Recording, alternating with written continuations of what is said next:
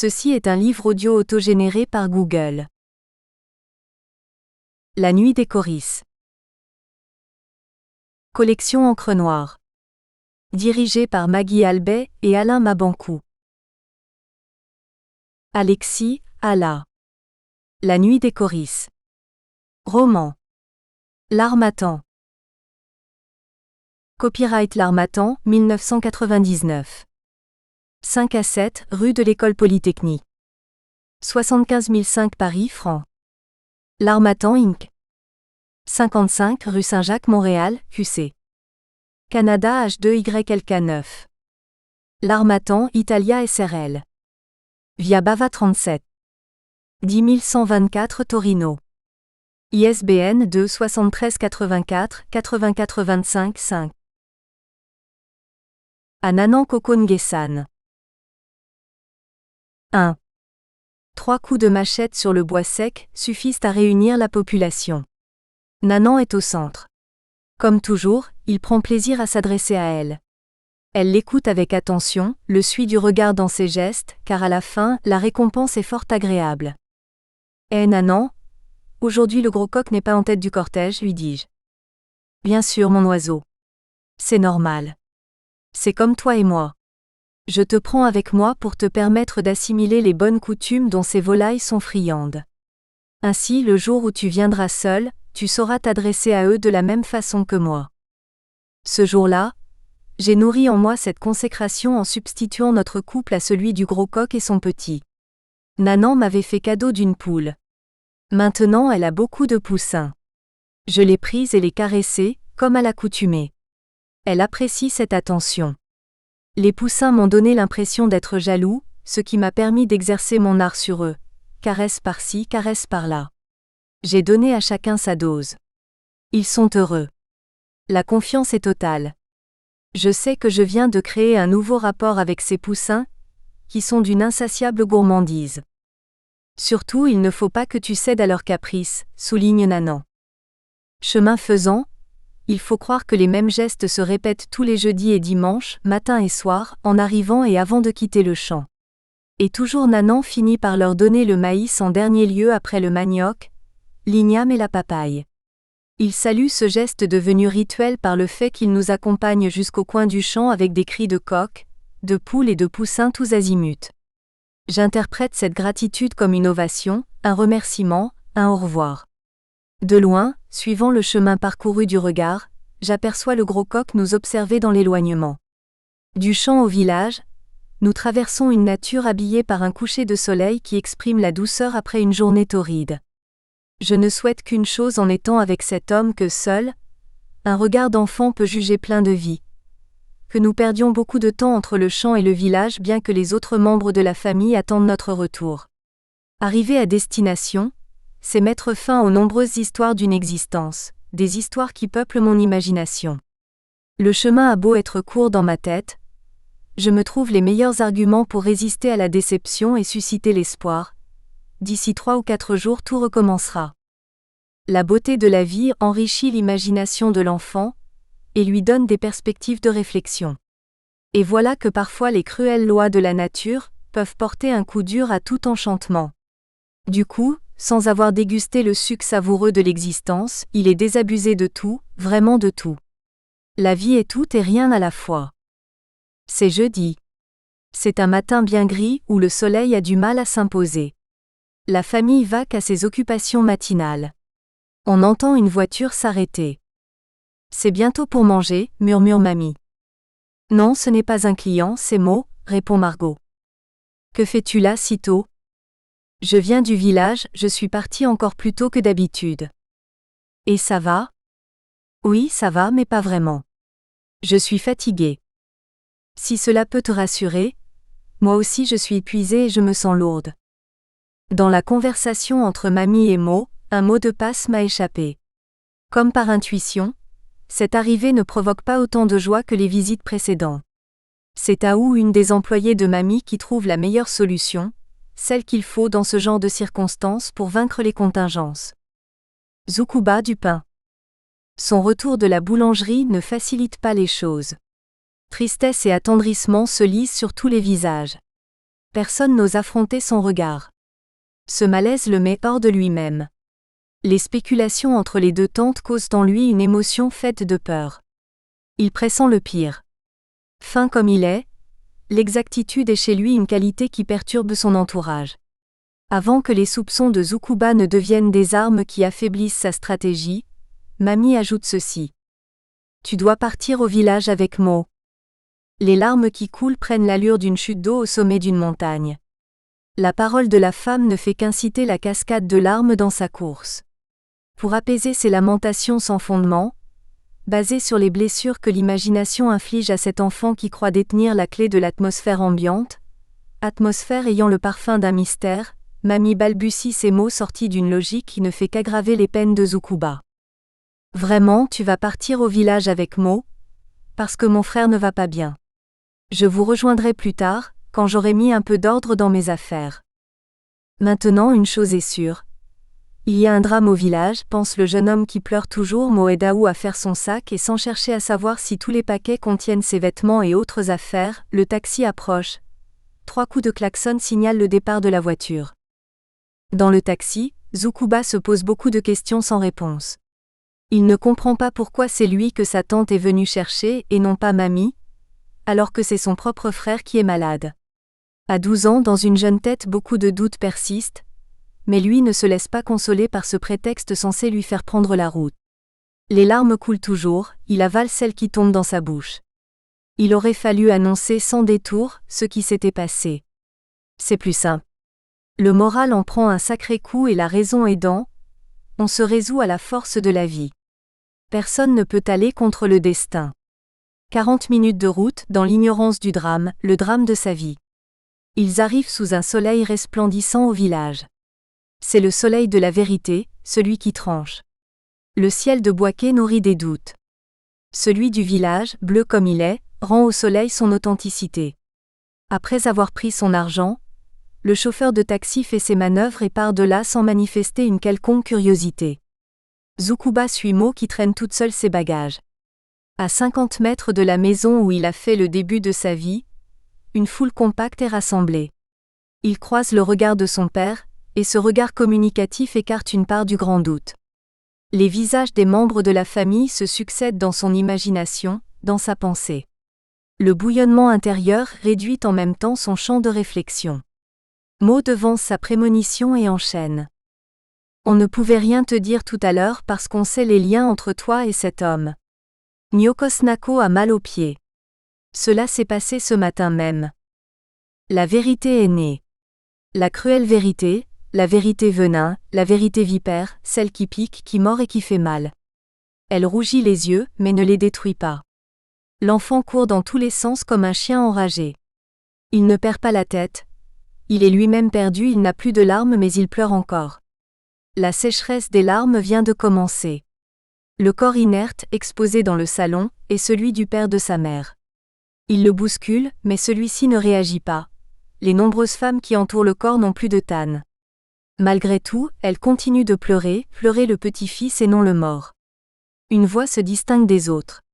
C'est celle de l'épouse du défunt. Atoumani est à plaindre. Mon mari est à pleurer. L'un et l'autre sont dans la peine. Atoumani doit affronter la vie sans repère. Il n'a pour seul compagnon à compter d'aujourd'hui que le vide. Il est aussi grand que le monde. Mon homme est parti sans prendre le temps de mettre de l'ordre, sans même prévenir son Atoumani. Les larmes peuvent-elles consoler cet enfant qui, sans avoir usé de la vie, doit la subir avec adversité? Les armes de son ânan ne lui serviront jamais. Il est désarmé avant même d'être formé. Le destin sait bien faire les choses et je le remercie du sort qu'il fait subir au petit. Longtemps après, ces larmes de désespoir résonneront dans la mémoire de Jeanfan comme un écho. Cet écho est le lien qui unira le vieil homme et le jeune enfant. Il emplira pour plusieurs années le vide, l'immense espace. Mo fait venir son cousin Abo, suivi de quelques adolescents de son âge. Il l'entoure de cette chaleur juvénile et consolante dont seuls, eux, ont le secret. Il l'éloigne du foyer funéraire pour un petit moment. Bien avant que le vide ne se creuse, la vie était si agréable à plus d'un. Agréable à 2, à 3, à 4, que sais-je? Je ne relate que ce que je sais d'avant ma venue, à aujourd'hui. Connaissant par avance le dénouement heureux comme par enchantement, pris sous le coup de l'émotion, Nanan dit ceci à son gendre. Cours le plus vite possible extraire le bangui, et reviens avec le vieux barbu.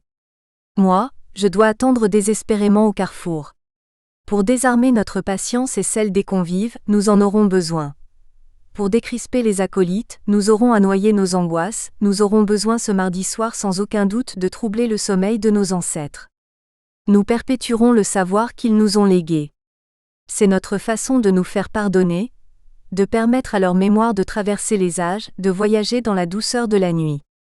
Pour le moment, c'est à nous de voyager dans la chaleur de l'après-midi. Nyokosnako et Kejebonu se quittent bien agités, chacun partant de son côté. Nanan me couvre de bonheur. Il consacre sa vie à l'éducation de ses petits-fils. Selon lui, la vie d'un enfant dépend des soins, de l'attention et de l'affection que lui donne son entourage. Un enfant est comme une plante, il faut l'arroser sans lassitude pour mieux l'observer pousser. Un enfant a besoin de la cellule familiale, elle lui permet par ses petits soins de grandir dans la plénitude, dans la gaieté ambiante. Il est le 3e enfant issu d'une famille composée de 6 enfants. Il est grand et mesure environ 1,76 m.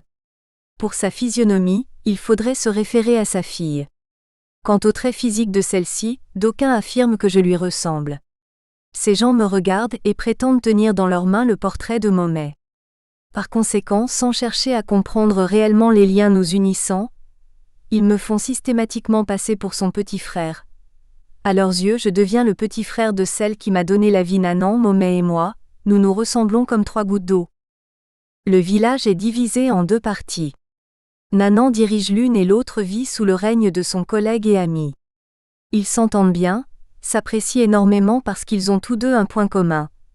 Le sens du pouvoir ne les intéresse pas, mais ils ont la ferme conviction qu'une société a besoin d'un homme charismatique et rigoureux pour sa bonne marche. Ils sont nés et faits pour diriger. Nanan aurait bien voulu avoir des enfants, il n'en a eu qu'un seul, ma mère. Dès lors, il considère les enfants de sa fille comme les siens. Il voit son gendre comme son enfant. Il aime se consoler dans le fait que sa fille, elle, en a beaucoup. Mon père est son double pour diriger le village. C'est autour de moi que Nanan a posé les bases de sa forteresse. Elle est invulnérable à tout sauf à ce qui peut constituer ma propre blessure. Cet homme d'aplomb a une réputation qui dépasse les frontières régionales. La nouvelle de sa disparition traversa tout le pays. La radio nationale se chargea de la diffuser le jour du décès. Elle surprit ceux qui l'avaient connu, et laissa les autres indifférents. En l'espace de quelques heures, les gens, venus de près ou de loin, remplirent la cour et le village afin de saluer l'homme dans son dernier voyage. Le village dut faire face à une croissance démographique. Il prit en charge l'hébergement des gens venus des 4 coins du pays. Les funérailles étaient grandioses. Toutes les activités subirent du coup un arrêt de 3 jours, le temps de l'inhumer. Pendant ces 3 jours, seuls les enfants s'offraient le sommeil habituel. Quant aux adultes, ils observaient le soleil dans ses va-et-vient sans oser succomber aux bras de Morphée. Le poids de la fatigue traduisait l'effort accompli pour rendre ce dernier hommage au chef. Les autochtones se demandaient si la cour retrouverait encore son envergure, le théâtre des rencontres nocturnes, où chacun disait un conte ou plusieurs selon son inspiration. L'ombre de Nanan pesait sur le village, et particulièrement sur la cour. Cette fois, il ne s'agissait plus de narrer ou d'écouter des histoires, mais de pleurer un être qui avait tout fait pour satisfaire ses semblables, un être foudroyé par un destin brutal comme le jaillissement de l'éclair au cœur de l'orage. Il fut d'opinion très communiste, car il aimait rendre service à ceux qui en avaient besoin. Du coup, sa générosité était perçue comme une provocation, voire une condamnation par ceux dont les croisades sociales se résumaient aux spéculations financières. Riche, il n'eut besoin de personne pour organiser sa vie. Il avait tout pour être considéré comme un notable digne de considération, et pourtant il disait souvent : l'argent ne fait pas tout, les hommes comptent plus que les pièces et les billets des banquiers. Tous les éloges ont été entendus durant ces 3 journées de deuil. Lorsque les tam-tams messagers ont retenti, c'était pour les rendre encore plus vivants. Il fallait qu'ils aillent au-delà du périmètre habitable, qu'ils traversent les bois pour atteindre quelques lointains voisins. Pour la jeune génération, ces tam-tams font du bruit. Ils n'ont rien compris à la chose quant aux vieillards, ils partent du principe que la mort installe toujours un désordre au sein de la communauté. Par conséquent, à travers leurs paroles sacrées, les tam-tams essayent de planter le décor d'une vie nouvelle. C'est pour cette raison que seuls, eux vieillards avertis, sont capables de décoder ces appels au secours prônés par les tam-tams de leurs ancêtres. C'est au 4e jour que le village retrouva son allure habituelle. Les habitants recouvrèrent leur rythme de vie. Quant à la famille, il lui fallut encore un peu plus de temps pour renouer avec le quotidien.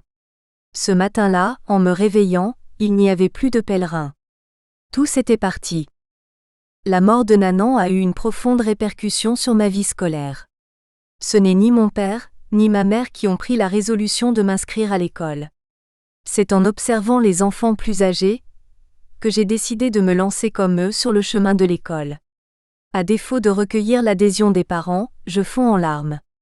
Je veux moi aussi apprendre à lire, à écrire et à parler en langue étrangère.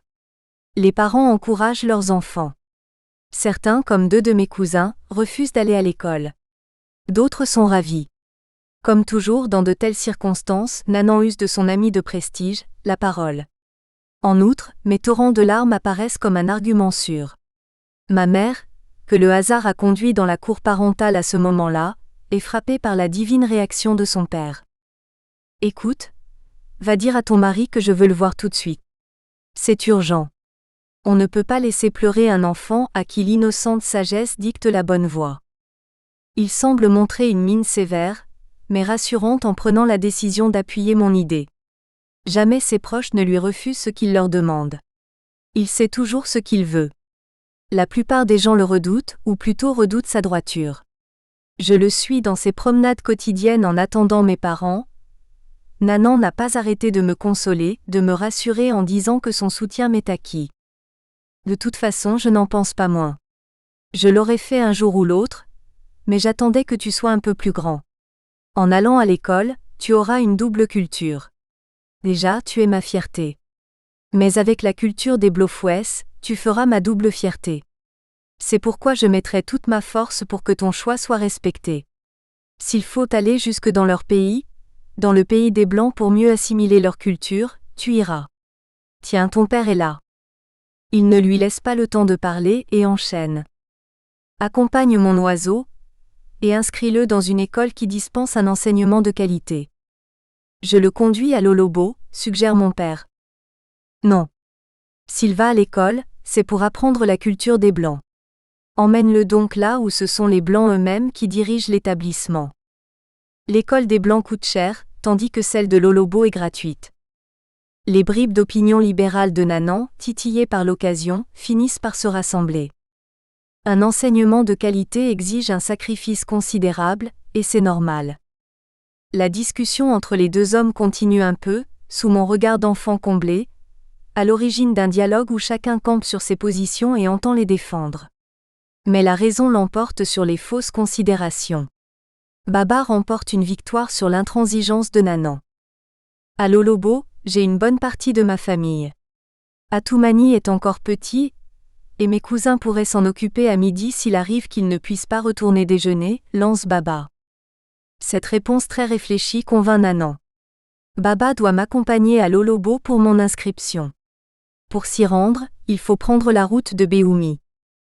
Quel âge a-t-il cet enfant ? Demande le directeur de l'école. Baba se met à chercher la récolte en cours, et le lieu où il a fait son champ d'igname cette année-là. Il hésite un moment à se situer dans le temps, à donner un cadre à ses activités champêtres. Il sait même que la lune brillait bien fort ce soir-là, que les jeunes filles et garçons faisaient la ronde autour du village, que la soirée était douce. Pendant ce temps, son interlocuteur attend. « Oui, c'est beau tout ce que vous dites. Mais tout ce que vous racontez ne me donne pas son âge, » dit le directeur. Vous comprenez que si je dois vous dire son âge, je suis bien obligé de me souvenir de ce que j'ai moi-même fait comme récolte. Ne vous énervez pas, je vous le dirai quand j'aurai trouvé la récolte qui a précédé sa venue au monde. Dommage que sa mère ne soit pas avec nous. Elle qui a dû être marquée doublement par l'événement serait bien moins perdue que moi. Tiens. À sa naissance, c'était la fête, nous avons bu beaucoup de vin de palmier. Il y a de cela 1, 2, 3, 4, 5. Ah. 5 ans. Il a 5 ans. Je vois. 5 ans, j'aurais pu m'en douter.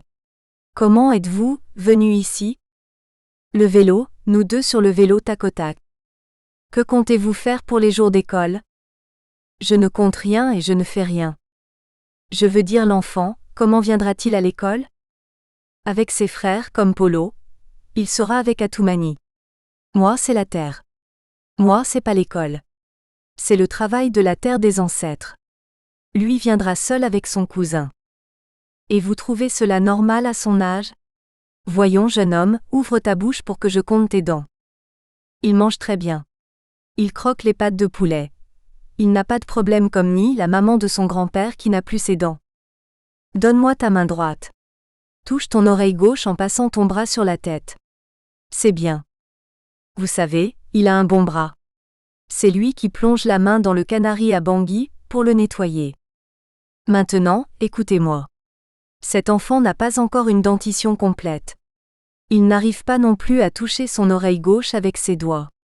Ces indications confirment l'âge que vous venez de me donner. Bravo, vous avez une bonne mémoire. En ce qui le concerne, je ne peux pas l'inscrire à cause de son trop jeune âge. Qu'il attende 4 ou 5 ans encore, vous reviendrez et je le prendrai volontiers dans cette école. La déception de Baba fut grande. Il ne sut que répondre à l'instituteur. Il me regarda désolé, en me faisant savoir que j'étais trop jeune pour aller à l'école. Mes larmes coulèrent sous l'œil implacable du directeur d'école. Cela ne l'incita pas à changer d'avis. C'est encore ton grand-père qui va avoir raison. Il faut tout payer si l'on veut empêcher les gens de chercher la petite bête. On va t'envoyer à Aloko Sakasu. Avec l'argent sur la table du maître, je ne pense pas qu'il s'amuse à regarder tes dents et encore moins à te faire des tours de bras sur la tête, dit Baba. Ces consolations m'avaient comblé de bonheur. Sa courte victoire, si provisoire fût-elle, avait montré qu'il accordait beaucoup d'intérêt à mon idée d'aller coûte que coûte à l'école. Son dernier dévouement n'avait pas résisté à la rigueur administrative, dont le directeur avait fait preuve. Sur le chemin du retour, assis devant lui sur le tac-au-tac, je m'étais fait une raison d'enfant pleine de compréhension. Nous traversions les bois, et bien avant le grand virage, je vis en me retournant mon cousin Polo. Nous étions à quelques mètres du village. Je laissais mon père continuer seul le chemin comptant sur lui, pour faire connaître le résultat de mon inscription dans une école publique. J'avais partagé avec Polo son repas de midi. 1h30 après, je retournai à l'école avec lui. J'aperçus le directeur que je reconnus non sans peur. Dans la classe de mon cousin, l'instituteur m'avait malgré tout fait une place dans un coin en me donnant un livre que je n'ai pas arrêté de feuilleter. De son bureau, il m'observait la tête baissée mais les paupières relevées, le regard scrutant. Il devait spéculer sur mes intentions. Elles étaient d'autant plus encourageantes qu'il dut se sentir comblé. Sa tâche a toujours été difficile. Elle consistait à former des esprits, lesquels n'évoluaient pas sans susciter une certaine sévérité de sa part. Face à tous ces adolescents, il devait parfois user de rigueur. Il arrivait que des écoliers fassent l'école buissonnière, parce qu'ils ne voulaient pas travailler. Mon cousin Aubin était réputé pour cette forme d'apprentissage scolaire.